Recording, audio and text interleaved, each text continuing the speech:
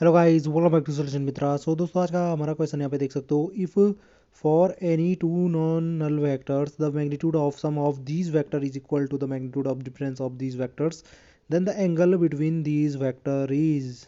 ठीक है भाई, हमें क्या कर रखा है कि दो नॉन नल वेक्टर हैं। सपोज हमने ले लिए ए और बी, दो वेक्टर ले लिए। कंडीशन कह रखी है कि जो इनका मैग्नीट्यूड होता है सम का, वो किसके बराबर होता है? वो होता है इनके डिफरेंस के मैग्नीट्यूड के बराबर। यानी कि अगर मैं इन दो नल वेक्टर का सम लेता हूँ और उनका मैग्नीट्यूड करूँ, वो हमारा होता है इनका जो डिफरेंस होता है उसके मैग्नीट्यूड के बराबर। ये हमारी गिवन कंडीशन है। ठीक है जी। तो हम यहाँ पे क्या करते हैं कि ये अगर गिवन कंडीशन है, हम दोनों तरफ क्या कर लेते हैं, स्क्वायर कर लेते हैं। अगर हम दोनों तरफ स्क्वायर करते हैं तो हम इसे ऐसा लिख सकते हैं, ए प्लस बी इंटू ए प्लस बी, और राइट हैंड साइड में हो जाएगा A minus B into A minus B. और यहाँ से आप एक चीज़ जानते हो कि ये हो गया इस प्रकार से कि ए प्लस बी इंटू ए प्लस बी का होल स्क्वायर।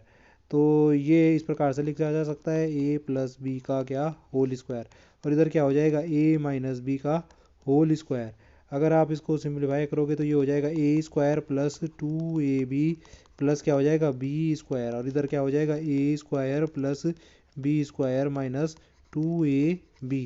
तो A square cancel, B square cancel. तो इधर क्या बचा हमारा, फोर ए बी बराबर क्या बचा, जीरो बचा। तो यहाँ से देखो हमारा क्या बचेगा, फाइनली ए बी बराबर जीरो हो जाएगा। और ए डॉट बी बराबर जीरो कब हो सकता है हमारा? ये तभी पॉसिबल है भाई, ए डॉट बी जीरो, जब ए डॉट बी की वैल्यू क्या होती है, जैसे ए बी कॉस थीटा।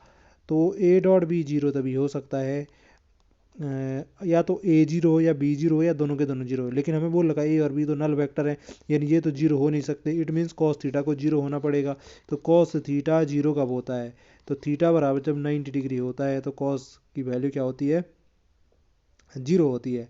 90 या आपका कितना हो गया, उसके बाद 90 के बाद कितना हो जाएगा, ये 270। फिर ऐसे ही रिपीट करते जाओ आगे जितना भी हो। पर बेसिकली हमारा यहाँ 90 मिल जा रहा है ऑप्शन में। तो ऑप्शन नंबर सी क्या हो जाता, राइट हो जाता।